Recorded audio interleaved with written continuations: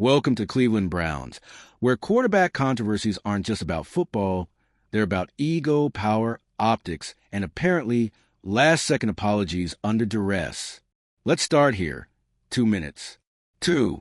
As in 122nd before the Cleveland Browns were supposed to walk onto the field and face their divisional rival, the Cincinnati Bengals, Kevin Stefanski, the head coach, the guy who controls the offensive scheme, the locker room, and technically the vibe, walks up to Shedeur Sanders and apologizes. If you're into the real story and all the messy twists they don't show on highlight reels, go ahead and subscribe. And if you're sticking around to see how this Browns QB chaos plays out, you should definitely be subscribed. Now, let's be clear. This wasn't some teary-eyed, I've seen the error of my ways, fatherly moment of redemption. No, this was an ownership-mandated, PR-stamped, panic-coded apology that smelled like desperation and sounded even worse. The word inside the building? Stefanski didn't want to do it. He was told to, pushed, cornered, forced. And nothing says team unity like your coach giving a half-hearted apology because the billionaire upstairs told him to do it, while national cameras are literally rolling. But we're getting ahead of ourselves. Let's rewind. This Shedeur Sanders situation didn't come out of nowhere. For weeks, rumors have been swirling about tension between Sanders and Stefanski. The whispers? Stefanski favored Dillon Gabriel, gave him reps, built the offense around his skill set. Meanwhile, Shedeur? He was benched, marginalized, treated like some developmental project when everyone could see, that he was the most electric talent on that roster. And then came the pressure. Fans weren't quiet about it. Social media lit up with every press conference, every snap Gabriel took, every pass Shedeur never got a chance to throw. Sponsors started asking questions. Reporters started poking holes in the "we're just taking it week by week" narrative. The stadium buzz was turning hostile. And ownership? They saw the writing on the wall. Or more accurately, the heat on the timeline. This wasn't just a quarterback controversy anymore. It was a full-blown brand crisis. So what do? They step in. They tell Stefanski, fix it, now. So out comes the apology. And here's the kicker. Right after Stefanski swallows that bitter pill, Shedeur is told he's starting. Not next week. Not in a couple drives. Now. Right now. With a completely retooled offensive package, drawn up over the course of maybe a few practices? Maybe even just walkthroughs? Let's talk about how insane that is. The Browns didn't just promote a quarterback. They blew up the entire offensive identity on the fly. They shelved Gabriel's rhythm, scrapped weeks of playbook installs, and threw Shedeur into the fire with a new script, new tempo, new formations, and the weight of a nationally televised revenge arc on his shoulders. And to his credit, the kid didn't flinch. Because while the adults in the room were playing chess with egos and career security, Shedeur Sanders showed up like he was born for chaos. Calm, confident, laser-focused. The Browns take the field, and suddenly it's a different team. Faster, looser, dangerous. Shedeur wasn't just playing quarterback. He was rebranding the franchise in real time. But let's not act like it was all smooth sailing. Because under the surface, this was a team barely holding it together. You could see the confusion in the play calls. You could see the hesitation in the offensive line. The protection packages didn't fully match the scheme. Receivers were adjusting on the fly. Stefanski? He looked like a man coaching a system he didn't believe in. Because, well, he didn't. It was Frankenstein football. Sewn together overnight and jolted to life by ownership's panic and a quarterback with ice in his veins. And that locker room? You know it was split. Players loyal to Gabriel were stunned. Guys who had been quietly advocating for Sanders were cautiously vindicated. And then there were the ones just trying to stay out of the crossfire. Because this wasn't just a quarterback switch. This was a power shift. Stefanski, once the unquestioned voice of authority, was now clearly on thin ice. When the head coach apologizes to his own quarterback under threat of organizational pressure, that's not leadership. That's a mutiny with a press release. And everyone felt it. Every sideline camera caught Stefanski pacing, disconnected, barely communicating with Sanders. Every analyst noted the energy shift. The Browns weren't just trying to win a football game. They were trying to survive a political collapse. And then came the weather. Because of course, right? As if the Browns needed another variable. Dark clouds roll in. Winds pick up. Rain starts to fall. And suddenly, Shedeur's command of the offense isn't just being tested against a fierce Bengals front seven. It's being tested against the elements. Because if you're writing a script, this is where you add the thunderclap, the ominous clouds, the slow-motion montage of a rookie quarterback trying to keep the huddle focused while chaos, literal and metaphorical, rages all around him. And guess what? He did. Shedeur Sanders looked like the only adult in the building. He weathered the storm, literally and figuratively, with grace. He didn't over-celebrate, didn't get caught up in the theatrics. He kept the chains moving, trusted the game plan, and forced everyone watching to ask, why wasn't this the plan from the start? And that question, that's going to haunt Stefanski. Because now the narrative is set. Sanders saved them. Stefanski almost ruined him. And ownership, they played the last-minute hero card and walked away looking like geniuses. Even though they were the ones who allowed this dysfunction to fester in the first place. But that's how these things go, right? When the dust settles, people remember who fixed it, not who broke it. So now the Browns are at a crossroads. They've got a quarterback controversy resolved for now, but a head coach whose authority is effectively neutered. They've got a fan base re-energized, but also demanding answers. And they've got the rest of the league watching closely, because what happened in Cleveland wasn't just a mid-season shakeup. It was a case study in organizational meltdown. Let's recap. A young generational quarterback marginalized due to internal politics? Check. A head coach forced to issue a last-second, probably insincere apology on the orders of his bosses? Check. A total offensive pivot days before a divisional game? Check.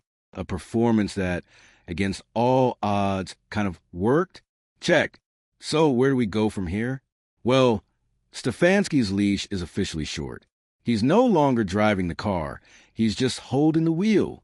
One more misstep, one more sideline meltdown, one more weird quote in a press conference, and he's gone.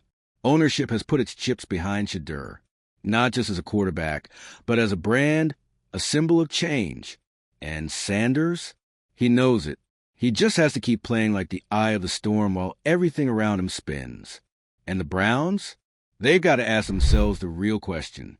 Can you build something stable out of a moment of panic? Because that's the story now. Not just whether Shedeur can lead this team, but whether the chaos that got him here will eventually consume it all again. So tell me what you think. Was Stefanski ever really in control? Did ownership make the right call, or just the most desperate one? And is Shedeur the future, or the latest victim of a franchise that can't get out of its own way? Drop your takes in the comments. Smash that subscribe button if you live for franchise meltdowns, QB drama, and football's messiest moments. The scoreboard may have ticked to 0 in Cincinnati. The Browns' real battle is just kicking off. This isn't about yards, touchdowns, or even wins anymore. This is about trust, control. The battle for the future of the franchise is happening not in locker rooms or film sessions, but behind closed doors, in executive suites and whispered hallway conversations. And right now, the center of that storm is a 21-year-old rookie who just flipped an entire organization on its head by existing. Let's be blunt. Shedeur Sanders didn't ask for this. He didn't start the war. He didn't hold press conferences or tweet cryptic messages. He just showed up, kept his head down, waited his turn. But what's so fascinating, what's so undeniably powerful, is how he waited. Poised, unshaken, calculated. While the coaching staff picked favorites and the media twisted every interaction into a headline, Shedeur sat there like a chess player staring at the board. Quiet, patient, letting everyone else make their frantic, ego-fueled moves. And when the time came, check, mate, because make no mistake, that game against the Bengals wasn't just about earning the starting role. It was about taking it without asking. It was about walking onto the field like he'd always belonged there, and then proving it with every throw. And you know what hurts most for Stefanski? It worked. The system, hastily redesigned around Shedeur's strengths, actually made the Browns look like a competent football team. Sure, it wasn't perfect. There were miscommunications, timing issues, the occasional blown protection. But for once, the Browns didn't look lost. They looked dangerous. And now everyone, from the beat reporters to the barbershop regulars, is asking a question that will haunt Kevin Stefanski for the rest of his tenure, however short it may now be. Why wasn't this the plan all along? Why did it take sponsor calls, fan revolts, and corporate panic to get the most obvious answer onto the field? Why was Shedeur Sanders sitting on the bench while the offense stumbled through mediocrity, trying to fit square pegs into outdated playbook holes? And more importantly, what does that say about the leadership at the top? Because if the situation exposed anything, it's the Browns' complete lack of internal alignment. Ownership wants flash. Stefanski wants control. The fans want results. And Shedeur? He just wants to play football. But in Cleveland, nothing is that simple. And now that the mask is slipped, now that the power dynamics have been laid bare, there's no putting this thing back together without casualties. Let's talk fallout. First up, Dillon Gabriel. Look, you've got a feel for the guy. This wasn't his fault. He didn't ask to be the symbol of Stefanski's favoritism. He just did what he was told. Showed up, followed the script, executed the game plan. But that game against the Bengals? That was a funeral for his starting job. The cleats weren't even dry before reporters started asking if he'd request a trade. Because here's the brutal truth. Once ownership steps in and restructures a team around someone else, your days are numbered. Dillon Gabriel just went from QB1 to roster trivia question in a matter of hours. And what about Stefanski? The man who once looked like a calm, steady hand in a storm now looks like a guy fighting for job security against his own team. Let's not forget, Stefanski didn't just lose a power struggle. He was publicly overruled. When your bosses step in, force you to change your entire plan, and then that plan works, you don't just look wrong, you look irrelevant. And every future decision he makes will be second-guessed. Every personnel choice, every fourth down call, every mildly annoyed facial expression on the sideline will be turned into a gif and captioned, "He hates Shedeur." And you know what happens to a head coach who's lost a locker room, the fan base, and the front office? Yeah, you've seen this movie before. And in Cleveland, it always ends the same way. But here's the wildest part of it all. Through the whirlwind, through the drama, through the ridiculous timing of a 2-minute warning apology, Shedeur Sanders is still standing, still calm, still unbothered. You want to talk about maturity? Let's break it down. He could have used that apology moment as ammo, could have held a grudge, could have thrown shade in the post-game presser, could have cracked a joke about finally getting permission to play. But he didn't. He said it was a team win, talked about staying ready, credited the coaching staff. Even if everyone in the room knew, they'd thrown him into a game plan duct taped together in panic. He kept it clean, kept it classy, because that's what leaders do. And if that's not QB1 energy, I don't know what is. Now, let's pull the camera back even further, because this isn't just a Brown story anymore. This is a league story. This is a moment where the NFL's old world hierarchy, coaches above players, schemes above talent, ego above adjustment, cracked in real time on national television. You don't see this often. Teams don't admit they're wrong mid-season. They certainly don't do it midweek. And they absolutely do not do it 2 minutes before kickoff in front of every reporter with a pulse. But Cleveland did. And by doing it, they signaled something much bigger. The era of the system is dying. The era of the star is here. You can't bench talent anymore just because it doesn't fit your blueprint. You adapt the blueprint. You can't suppress charisma in the name of control. You build around it. Because if you don't, your franchise becomes a soap opera. Your locker room turns into a war zone. And your coach ends up apologizing in a hallway like he just got caught texting his ex. So here we are. One apology. One quarterback switch, one game, and everything has changed. The Browns' next few weeks, they won't be about wins or losses. They'll be about alignment, about whether this fractured team can finally row in the same direction, or if the seams will burst all over again. Because the scary thing isn't that the Browns were in chaos. It's that the chaos worked.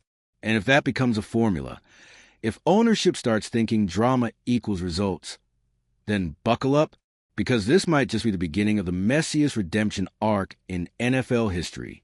This was a coup, an organizational power shift, broadcast live on television, with Shedeur Sanders walking into the role of QB when like it was already written for him, and Kevin Stefanski being reduced to the guy who had to smile through it or risk losing his job on the spot.